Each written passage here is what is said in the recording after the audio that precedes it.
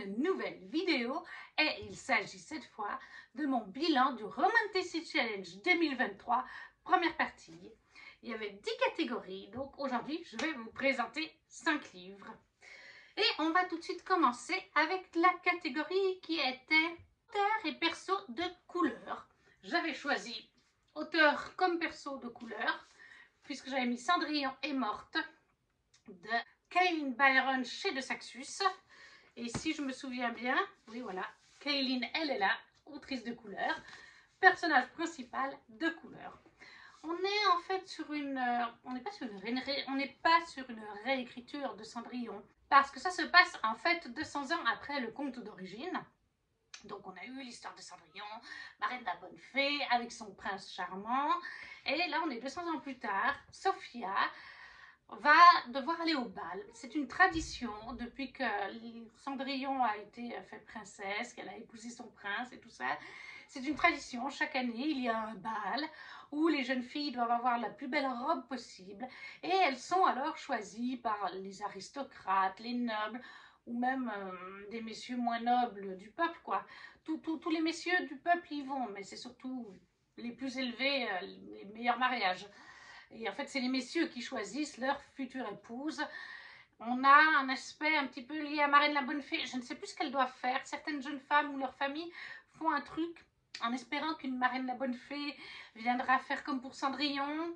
Mais Sophia, eh ben, tout ça, ça l'énerve. Parce qu'on est sur une société, en fait, comme vous comprenez, les femmes n'ont pas le choix. En fait, elles doivent aller à ce bal et c'est les hommes qui décident. C'est pas elles qui disent « Oh, j'ai le coup de cœur sur celui-là ». Non, non, c'est les hommes. Et les femmes qui ne sont pas élues lors du premier bal peuvent y retourner, mais elles vont pas forcément être bien vues. Plus les années passeront, moins elles seront bien vues. On est dans une société, en fait, où les femmes sont pas au pouvoir du tout. Elles ne sont pas égalitaires des hommes, elles sont en dessous. L'homme est puissant, la femme, c'est la femme de ménage, la femme au foyer, la femme, voilà, vous voyez ce que je veux dire. Les droits des femmes ne sont pas au top. Et ça, Sophia s'en rend bien compte. Sophia, cette histoire de bal, elle n'en a rien à faire. Elle, littéralement, elle aimerait s'enfuir avec sa meilleure amie. Je ne me rappelle plus son prénom à sa meilleure amie. Erin, voilà. Elle souhaiterait s'enfuir avec Erin, sa meilleure amie, puisqu'en fait, elles sont amoureuses l'une de l'autre. Donc, on est sur un récit LGBT. Sauf qu'Erin, elle veut faire plaisir à sa famille. Et elle va, voilà, Sophia va lui dire qu'on essaye de s'enfuir. Il y en a qui ont essayé de s'enfuir. Certains, ça réussit. D'autres, ça réussit pas. Ils sont tués. C'est pour vous dire. Mais Erin, eh bien non. Erin, elle veut faire plaisir à sa famille. Et même si ça lui plaît pas de se marier avec un homme qu'elle aime, Sophia, elle fera ce qu'il faut pour le bien de sa famille. Ce n'est pas le cas de Sophia, elle est récalcitrante, mais elle le fait quand même. Seulement, lors du bal, il va se passer un événement. Merci, Electra. Il va se passer donc un élément, et en fait, eh bien, Sophia va être un petit peu pourchassée par le roi lui-même et ses hommes, suite à ça. Et elle va faire une rencontre, alors qu'elle est pourchassée dans les jardins, je crois, du royaume, du palais. Elle va faire une rencontre. Un personnage qui est lié à Cendrillon, donc une descendante. Est-ce que c'est une descendante de Cendrillon, d'autres personnages de l'histoire? Ça, je ne vous le dirai pas. Mais ces deux jeunes femmes vont s'allier et la romance va vraiment être entre ces deux jeunes femmes. Voilà, on va découvrir certaines choses vis-à-vis de l'histoire de Cendrillon et de son conte de fées. Et du coup, les deux jeunes femmes vont essayer de rétablir, si je peux dire, des vérités. Je ne peux pas trop vous en dire plus, mais voilà, elles vont essayer de faire changer les choses dans le royaume pour les femmes, pour les droits des femmes. Et ça passe par l'histoire aussi de Cendrillon, de rétablir certaines vérités, car le conte tel que nous le connaissons tous n'est peut-être pas la vérité pure. Voilà, moi j'ai beaucoup aimé. Donc c'est un récit LGBT. En plus de ça, l'héroïne est un personnage de couleur. L'autrice est une femme de couleur, donc elle parle d'un sujet qu'elle connaît. Récit LGBT, la romance, j'ai mis, combien j'ai mis déjà? 18, hein? J'ai mis 19 sur 20. Pourquoi? Bon, il n'y avait pas de spicy. Et c'est souvent quand il n'y a pas de spicy ou de smut que ça me fait un petit peu baisser la note. Moi j'aime bien qu'il y en ait. Mais aussi parce que bien que la romance soit sympa, que je l'ai beaucoup aimée, eh bien, je trouve qu'elle est... J'en aurais voulu plus. Voilà, j'aurais voulu voir, on a tellement peu de FF comparé au MM que j'aurais voulu que ça prenne plus d'ampleur. La romance est là, mais ça ne va pas être le sujet principal. Le sujet principal, c'est vraiment toute cette quête de faire changer les droits des femmes, au final, de faire évoluer les choses. Le fait qu'on découvre la vérité sur ce qui s'est passé il y a 200 ans sur Cendrillon, et qu'on mette en lumière une certaine magie aussi, parce qu'il y a de la magie là-dedans. Forcément, il y a la marée de la bonne fée. Mais voilà, il n'y a pas que de la bonne magie. Donc on cherche à mettre tout ça en avant. Et la romance est là, mais elle est un petit peu à 50%, on va dire. Donc moi, j'en aurais voulu un tout petit peu plus au niveau de la romance FF, même si c'était très bien mené, que j'ai passé un super bon moment avec le livre. La plume, elle est fluide, addictive au possible. Moi, j'ai vraiment bien aimé. Je sais que ça passe pas forcément pour tout le monde, mais bon. Après, moi, je suis de toute façon une lectrice assez facile. Les chapitres n'étaient pas trop longs non plus, d'ailleurs. Une dizaine de pages pour certains, parfois moins. Ça, c'est toujours un plus pour moi, qui adore lire jusqu'à tard dans la nuit et qui, des fois, on est au milieu d'un moment très intense, on n'a pas envie d'arrêter, mais quand on regarde le chapitre d'après, il fait 30 pages et on se dit, oui, ben non, je vais l'avoir pour 30 minutes, ça va pas le faire. Là, je vous dis, il y a une dizaine de pages, des fois moins, donc en 5 minutes, ça peut être fait. Donc c'est vraiment bien ça aussi. Et moi j'ai bien aimé cette réinterprétation, si on peut appeler ça comme ça, inspiration de 5 ans plus tard de Cendrillon. Et moi je me suis évadée parce que oui, il y a de la magie aussi, hein, malgré tout, il y a quand même de la magie. Mais j'ai apprécié aussi tout ce côté, le traitement des femmes en fait. C'est toujours, ça fait toujours réfléchir. Nous, la chance qu'on a de nos jours, quand même, alors c'est pas encore parfait, mais comparé à certaines époques, comparé à certains univers qui reprend comme ça pouvait être chez nous il y a quelques centaines et centaines d'années de ça. Voilà, donc Cendrillon est morte de Kailin Byron chez De Saxus, 18 sur 20 pour la catégorie auteur perso de couleur. En deuxième livre, enfin en second, j'avais lu pour la catégorie belle couverture Le Royaume des damnés, le tome 1 de Kerry Maniscalco, là aussi chez De Saxus. Voilà, parce que la couverture, elle est quand même... Bon, alors je n'aime pas le serpent, hein, ça c'est personnel, puis le dessous, quoi. Donc, moi, c'est une belle couverture quand même. Et là, vous avez en plus une petite carte.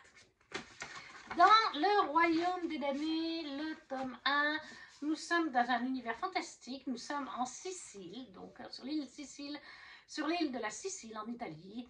Et on va suivre Emilia. Emilia qui a une sœur jumelle qui s'appelle Vittoria.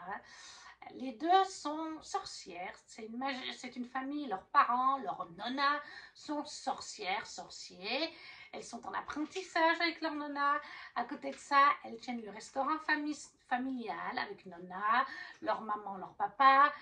Et en fait, eh bien, malheureusement, un jour, Victoria va commencer un petit peu à changer quand même de caractère dans les derniers jours. Et surtout, soudainement, eh bien, Emilia va retrouver Victoria morte, le cœur arraché, littéralement. Et tout de suite, je m'excuse, la fenêtre est ouverte parce que il fait un peu chaud. Mais il y a des voitures qui passent. Mais tout de suite, en fait, eh bien, Emilia va se rendre compte que c'est pas un crime normal. Elle se doute qu'il y a de la magie noire là-dessous, de la sorcellerie noire. Elle va tout de suite avoir des soupçons sur un des princes de l'enfer, qui est donc le royaume des damnés. Elle va commencer à faire tout un jeu de pistes pour découvrir qui c'est. Et surtout, pour mener cette enquête, elle va faire appel, même si sa nonna leur a toujours dit de ne jamais faire appel aux forces obscures, toujours rester de bonnes sorcières, elle va faire appel à Colère, un des princes démons. Donc ils vont s'allier tous les deux. Lui aussi a des raisons de vouloir trouver le meurtrier. Lui aussi pense que c'est lié au royaume des damnés et à ses frères. Donc ils vont s'allier, ils vont mener l'enquête ensemble, ils vont rencontrer, toujours donc en Sicile, hein, dans la petite ville de Vittoria, ils vont rencontrer certains des autres princes, on va commencer à nous poser des bases, à répondre à des questions, mais à nous en mettre des nouvelles. Il y a bien sûr de la romance, puisque c'est une romantécie entre Colère et Emilia. Mais, alors moi, je lui ai mis combien? J'ai mis 19 sur 20 pour ce premier tome. Parce qu'il m'a manqué, en fait, de romance et de spacey. Oui, encore une fois. Mais c'est voilà, ça c'est moi, c'est personnel. Moi, j'adore le spacey, j'adore la romance. Et en fait, dans ce premier tome, c'est pas plus mal parce que c'est une trilogie de base sur Emilia et Colère. Mais dans ce premier tome, en fait, les choses vont petit à petit. Entre eux, c'est des enemies to lovers. Donc c'est bien, c'est pas fait en 4 chapitres où ils sont déjà en train de se sauter dessus. Voilà, tout au long du roman, on sent que la tension monte entre eux, leur attirance monte. On a une ou deux scènes qui commencent à chauffer, mais on ne franchit pas le cap. Voilà, dans ce tome 1, il n'y a pas de scène spacey à proprement parler. Et la romance avance vraiment doucement aussi. Ça, ils ne se disent pas qu'ils s'aiment ou quoi que ce soit. Donc c'est pour ça que j'ai mis 19 sur 20. Il m'a manqué ce tout petit quelque chose au niveau de la romance et du spacey. Mais bon, on pose de bonnes bases au niveau de leur relation. Au moins, les choses se font tranquillement. On ne peut pas dire que là, l'autrice va trop vite pour sa romance. Elle établit bien les choses. On a tout un côté donc enquête sur la mort de Victoria, bien entendu. On commence à répondre à des questions, comme je vous ai dit, mais il y en a plein d'autres qui se posent. J'ai bien aimé aussi tout le côté nourriture, puisque les filles sont dans le restaurant de leurs parents et de leur nonna. Donc on voit des fois, Emilia, on la voit des fois préparer des cocktails ou préparer des petites sauces, des trucs à manger. Par exemple, à un moment donné, elle parle de arancini. J'adore les arancini, tomates mozzarella. Donc, franchement, quand elle me parle d'arancini, elle me fait saliver. Voilà, alors, ce premier tome surtout. Les autres tomes, vous verrez que c'est moins. Mais dans ce premier tome, c'est vrai qu'on parle beaucoup de bouffe. Ça peut donner l'eau à la bouche. Surtout que la cuisine italienne, en général, est bonne. Mais pour moi, il y avait tout qui était bon. La plume était super fluide, super addictive. Franchement, le roman se lit tout seul. Il fait combien? 400 pages? Ah, même pas. Même pas 400. Il se lit tout seul. Moi, je mets plusieurs jours à le lire parce que vous savez que je lis 4, 5, 6 livres des fois à la fois, dont souvent un en anglais. Mais si vous lisez qu'un livre à la fois, si je lisais qu'un livre à la fois, je pense qu'en 24 heures, je pourrais l'avoir plié. Voilà.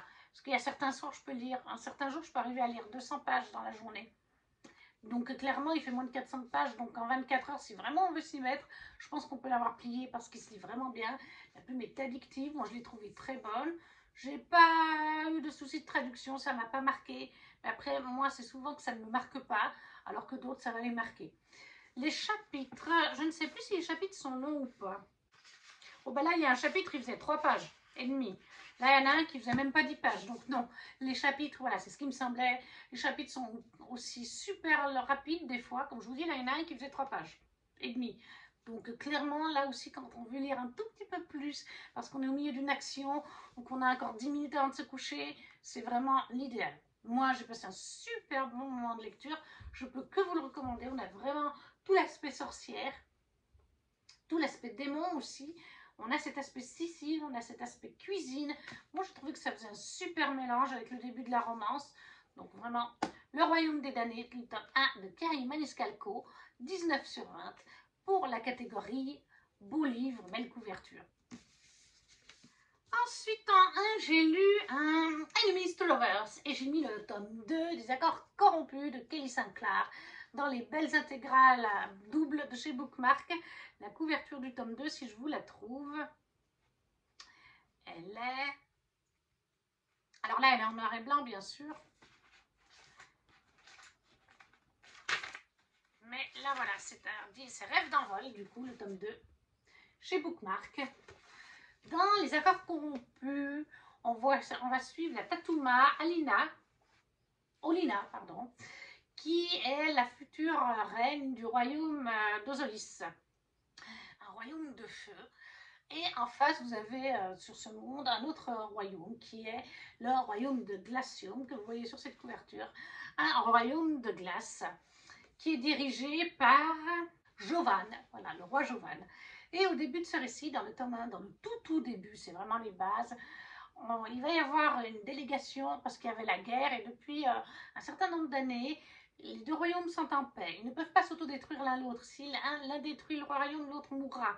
Voilà, il y a vraiment le côté glacium, le côté chaud.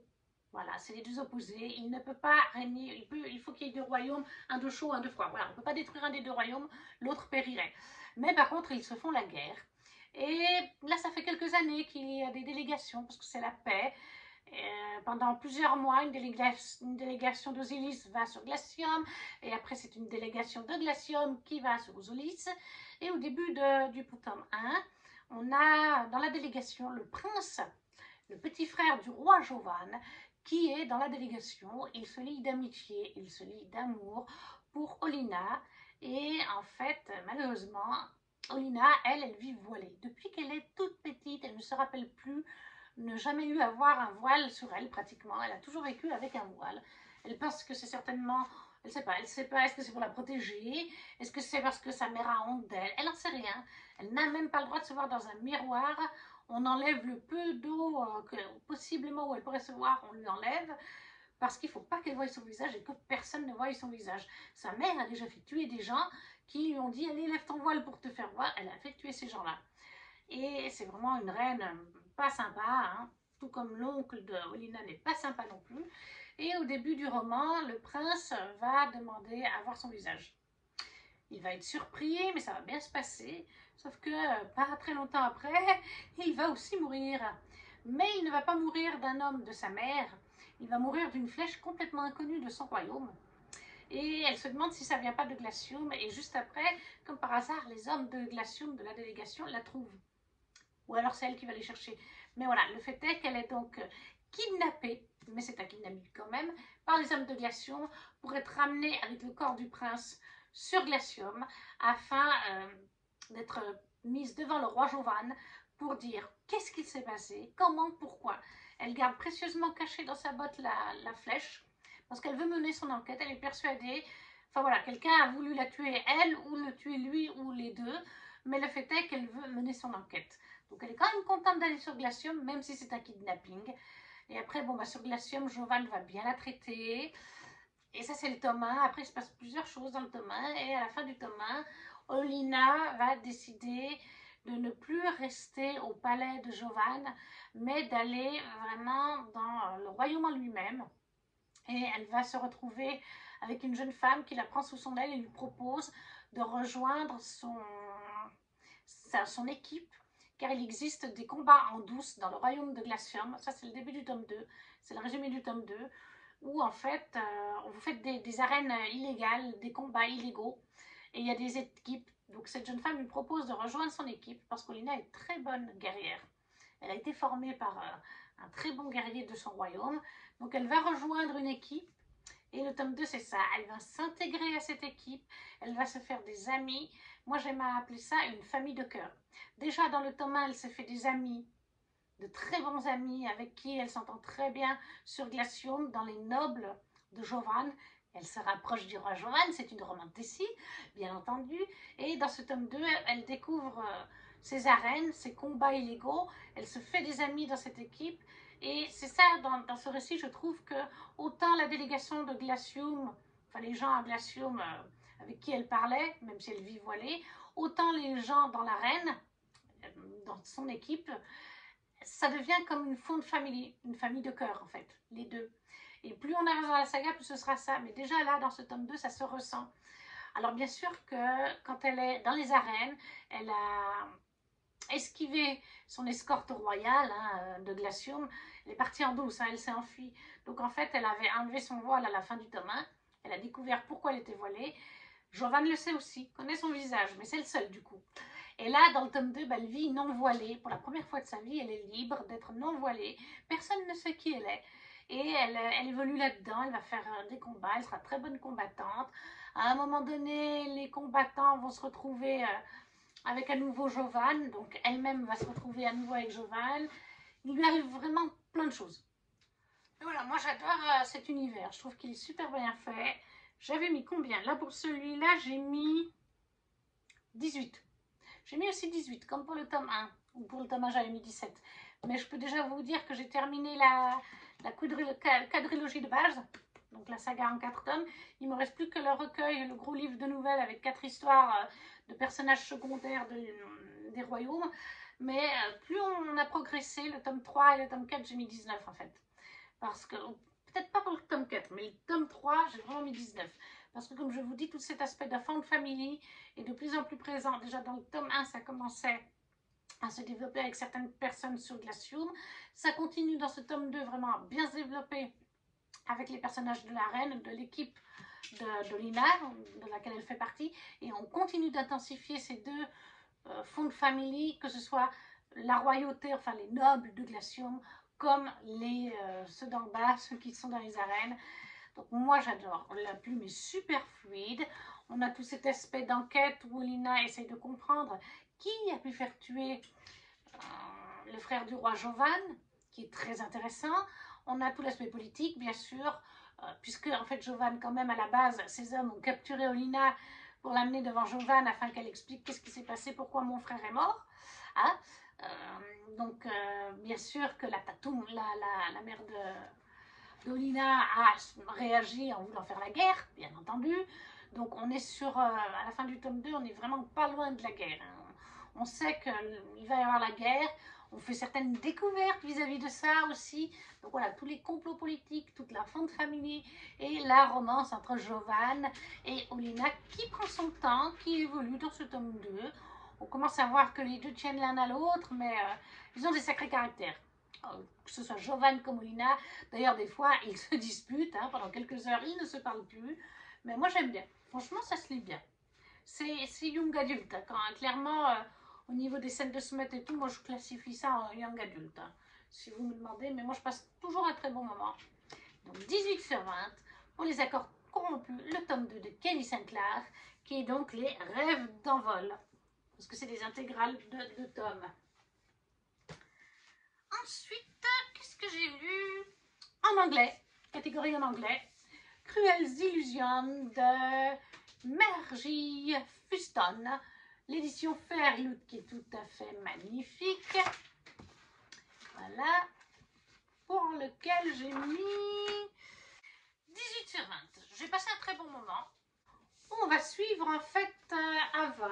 On est dans notre monde, on peut dire, fantastique, où en fait, il y a quelques années de cela, les vampires se sont montrés aux humains, se sont déclarés vivants à la télévision, ils ont lancé « On existe, nous sommes là ».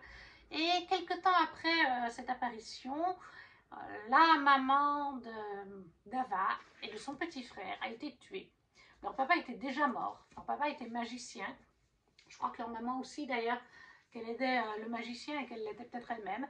Lui était magicien, en tout cas leur papa était magicien. Et voilà, quelque temps après que les vampires se soient dévoilés au monde, leur maman est tuée et Ava est persuadée, parce qu'elle l'a vu de loin, que c'est un vampire qui lui a fait ça. Il me semble que de mémoire, parce que je l'ai lu il y a une année, hein, il me semble que de mémoire il y avait de petits crocs de vampires. Donc elle est persuadée que sa mère a été tuée par un vampire et elle veut devenir une tueuse de vampires. Elle veut retrouver idéalement le tueur de sa mère, mais en tout cas, devenir tueuse de vampires, ça c'est une certitude. Elle ne peut pas les blairer. On est d'ailleurs sur un... Où est-ce que c'est marqué? Voilà, c'est un mélange quand Caraval rencontre Buffy contre les vampires. Et c'est dans une délicieuse, sombre, young adult fantasy. C'est tout à fait ça. C'est tout à fait un mélange de Caraval et de Vampire Diaries. Bah déjà là, comme je vous parle de vampires, avec une jeune fille qui veut venger la mort de sa mère en devenant une tueuse de vampires. Et en fait, un jour, eh bien, Ava va voir un spectacle de magie dans la ville où elle est, parce qu'elle a été adoptée avec son petit frère. Elle a du mal à s'intégrer dans les maisons où ils vont d'adoption. Là, par contre, pour son petit frère, ça se passe bien chez cette famille. Mais elle, Ava, elle se sent de trop, comme toujours, hein, surtout quand on est plus grande. Et en fait, Ava, un jour, elle va aller voir un spectacle de magie. Et en fait, c'est des vrais magiciens qui ont vraiment des pouvoirs et qui les utilisent. Et un des magiciens, après le spectacle, va proposer à Ava de rejoindre leur troupe. Parce qu'Ava a aussi un pouvoir, il en est sûr. Il est sûr de la... Il me semble même qu'il est sûr de l'avoir reconnue. Il me semble qu'il lui dit « T'es pas la fille de telle, c'était une magicienne, etc. » Donc en fait, elle va les rejoindre. En fait, il lui propose ça, de rejoindre leur troupe.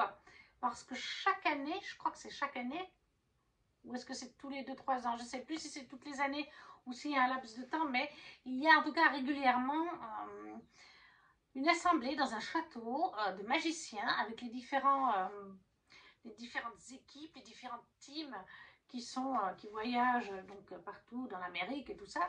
Ils se retrouvent dans un domaine privé qui est tenu par le chef des magiciens, et là a lieu des sortes de joutes, de jeux, où chaque équipe doit mettre un magicien de leur équipe, en général un apprenti, un nouveau qu'ils ont pris sous leur aile, et ceux qui gagneront la compétition seront intégrés et pourront rester magiciens dans la troupe, etc.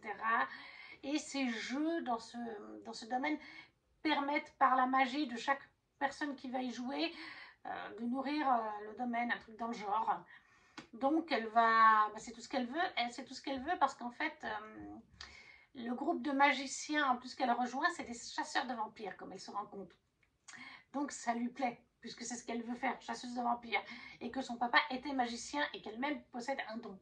Donc elle les rejoint, elle va aller faire ses joues de jeu, on peut les appeler comme ça, et c'est pour ça qu'il y a un côté Caraval en fait, parce que on a un côté un peu déjanté, on est dans ce domaine-là privé, régi par le chef des magiciens, et en fait il y a des drôles de jeux, d'énigmes, de choses à faire.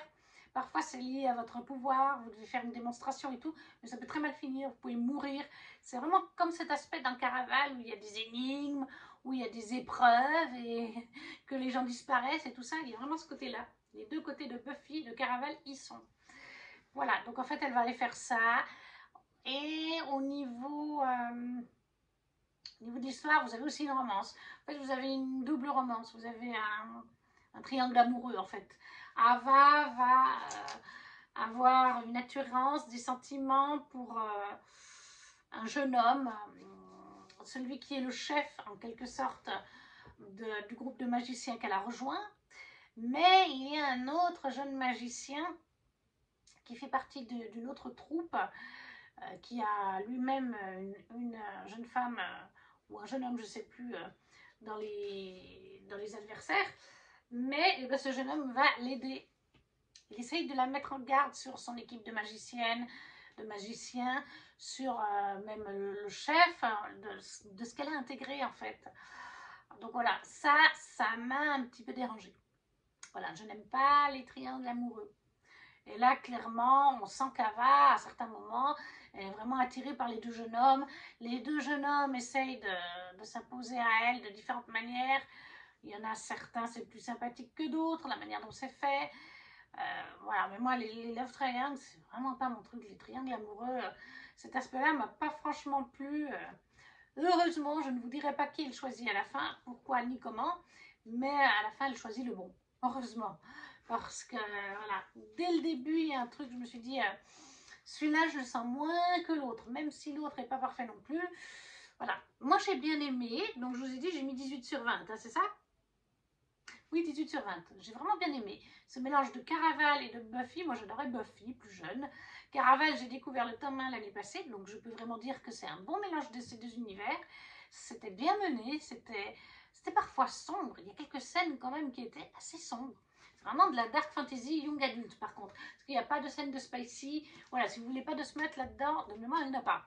Mais c'est vrai qu'il y a quand même 2-3 scènes un peu glauques, un peu gore. La magie en question, on a des jolies découvertes, des jolies révélations sur les magiciens, sur les vampires, sur l'univers, sur les parents de notre héroïne surtout. Moi j'ai été agréablement surprise à plusieurs reprises. Je me suis fait avoir, il y a des choses que j'ai pas vu venir. Au niveau de l'écriture, bon bah c'est en anglais, c'est toujours un peu plus délicat pour moi de vous dire si c'est fluide ou pas. Mais en tout cas, ça se lisait plutôt facilement. Donc j'ai passé vraiment un bon moment de lecture. Je l'avais lu en lycée avec Amélie, ma copine canadienne de lecture. Et on avait bien aimé toutes les deux. Je pense qu'on avait mis à peu près 17-18 toutes les deux. C'est relativement fluide.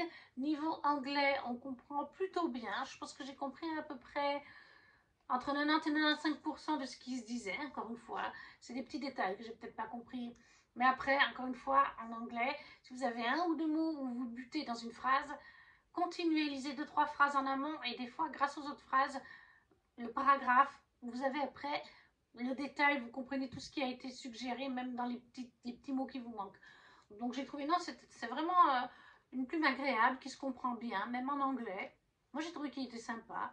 Est-ce qu'il sera traduit en français? Ça, j'en sais rien. J'ai passé en tout cas un bon moment, encore une fois. De toute façon, je suis pas. C'est rare que je sois déçue par un roman. J'ai eu quelques déceptions, que j'ai noté 16 ou 15, mais c'est rare que j'aille en dessous de 17 quand même. Mais voilà, 18 sur 20 pour Cruelles Illusions de Maggie Fuston en édition Fairyloot, donc en anglais. Pour la catégorie en anglais. Et le dernier roman de cette petite lecture, c'est donc le graphique, et j'ai mis l'or et Olympus, le tome 2 de Rachel Smythe, paru chez Hugo BD. Là, est-ce que j'ai vraiment besoin de l'or et Olympus? On le voit passer partout aussi. Réécriture webtoon, du coup, c'est un webtoon, c'est pas tout à fait comme un manga. Réécriture webtoon de l'or et Olympus, de Hadès et Perséphone. Mythologie grecque donc, où on va suivre Perséphone, la fille de la déesse Déméter, elle-même déesse, qui vient sur Terre pour découvrir un peu la Terre et tout ça. Et elle va faire la rencontre de Hadès dans une soirée, si je me rappelle bien. Et là, c'est le tome 2. Donc oui, il me semble que c'est lors d'une soirée. Elle va faire la rencontre de Hadès. Et il va la ramener chez elle parce qu'elle est pas, je me rappelle plus, elle est pas bien ou inconsciente. Parce que je sais plus, je crois qu'elle a bu ou quelque chose comme ça. Enfin, c'est un coup monté de la part d'Hermès de toute façon à la base. Ah, il me semble Aphrodite et Hermès. Parce que ça c'est classique hein, dans Hadès et Perséphone. Hadès voit Perséphone, la trouve sublime. Et il la compare à Aphrodite. Aphrodite n'est pas contente. Elle fait entrer Hermès, son fils, en jeu. Et en fait, ils la mettent dans la voiture d'Hadès ou quelque chose comme ça. Et voilà, Hadès va la récupérer, il va l'aider en l'amenant chez lui. Elle va coucher là-bas, mais il va rien se passer entre eux. Alors, il va être très sympa, Hadès. Ça, c'est vraiment les bases du tome 1. Et après, ben, leur relation va évoluer sur une amitié. Là, dans le tome 2, ils sont amis. L'un comme l'autre ressent des choses pour l'autre, mais Hadès est déjà en relation avec quelqu'un d'autre. Et il veut essayer en fait de la garder comme amie. Il s'estime, quelque part, il s'estime pas le droit d'être avec elle. Et puis elle, eh bien, elle est timide, elle n'a pas vraiment eu beaucoup d'amoureux, hein, même pas du tout. En plus de ça, dans le tome 1, il s'est passé un événement dont on reparle un peu dans ce tome 2. Et pour avoir lu le tome 3, mais sur Webtoon, sur l'application, maintenant je l'ai lu sur Webtoon. Parce que vous avez vu la grosseur de ces machins, vous avez vu la taille de ces machins, et c'est 25 € aussi. C'est trop cher, c'est trop gros, ça prend trop de place dans la bibliothèque. Et comme je dis, c'est trop cher, alors qu'il y a le Webtoon sur l'application Webtoon qui est disponible. Donc en fait, j'ai tout repris de zéro, là, cette année. Pendant le Romantasy 2024, j'ai repris le tome 1, le tome 2, et j'ai lu le tome 3 et le tome 3, mais sur Webtoon. Voilà, parce qu'on trouve hein, sur Wikipédia, vous trouvez, il vous dit, le tome 1 va de tel chapitre à tel chapitre, parce qu'il y a des chapitres, en tout cas sur le Webtoon, mais là aussi, il y en a un. Hein. Oui, oui, bien sûr, il y en a. Voilà, épisode. Donc voilà, maintenant je suis au tome 4, j'ai fini le tome 4. Là, c'était le tome 2. Là, ils sont vraiment plus axés sur de l'amitié, même si on sent qu'ils ont des sentiments l'un pour l'autre. Moi, j'aime bien. J'aime bien, et comme je vous dis, on parle d'un sujet délicat dans ce roman, dans ce webtoon. Je ne veux pas vous lire lequel parce que ça vous spoilerait, mais voilà, c'est bien de parler de ce sujet sensible. Perséphone, je crois que c'est dans ce tome qu'elle en parle à quelqu'un, qu'elle se confie, il me semble. Ou alors c'est dans le 3. Mais voilà, donc il y a quand même des thématiques, faire attention, parce qu'il y a des warnings, hein, il y a quand même des thématiques fortes, même si c'est bien abordé, j'ai trouvé. Ça peut, pour certaines personnes qui l'ont vécu, éventuellement être problématique. Moi, j'aime toujours autant. Je pourrais pas vous en parler pendant 30 minutes parce que déjà, Hadès et Perséphone, en ce moment, on a eu une flopée de réécriture d'Hadès et Perséphone. On en a encore une qui est sortie il n'y a pas longtemps avec La Reine des Enfers de Bea Fitzgerald. Donc, je crois qu'on commence à connaître Hadès et Perséphone. C'est toujours quand même un peu la même chose, hein, la même base. On se rencontre dans une soirée. Tu es la fille de mon ennemi, je tombe amoureux de toi. Mais voilà, ça reste un bon moment. Et moi, j'aime beaucoup quand même le webtoon. Vous voyez, moi, j'aime pas tout ce qui est noir et tout ce qui est manga parce que c'est noir et blanc. Ça ne me plaît pas du tout. Par contre, ça me plaît parce que c'est en couleur. Voilà. Vous avez des couleurs spécifiques pour chaque dieu. Perséphone est en rose. Et là, c'est quoi? C'est Déméter, il me semble. Ouais, je crois que c'est Déméter. Elle est verte. Hadès, il est bleu. Poséidon, je ne sais plus quelle couleur il est. Chacun a une couleur quand même bien définie.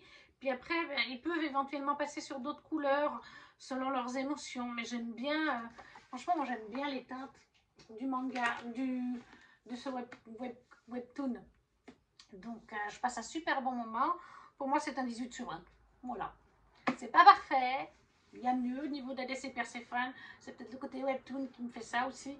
Mais je suis contente de le continuer. Même si, comme je vous dis, je le continue du coup sur l'application webtoon parce que... Enfin voilà, 25 € la place. Si je n'ai plus de place, à un moment donné, il faut faire des choix. Et voilà, Laurie Olympus, le tome 2 de Rachel Smythe, c'est Hugo BD, 18 sur 20. Et on a déjà terminé. J'essaye de faire des vidéos qui ne sont pas trop longues maintenant. Voilà, je vous ai chroniqué ces 5 beaux bébés, que des bonnes lectures, pas de déception, de très bonnes lectures, mini coup de cœur avec Cendrillon est morte et Le Royaume des damnés. Voilà, moi je ne peux que vous inviter à lire ces livres. N'hésitez pas du coup à me dire en commentaire si vous en avez lu certains, s'ils vous font envie, si vous ne savez pas quoi mettre, un petit emoji pour soutenir la chaîne, un petit j'aime ou à partager la vidéo sur les réseaux. Et nous, on se retrouve très vite pour une prochaine vidéo. Ciao, ciao!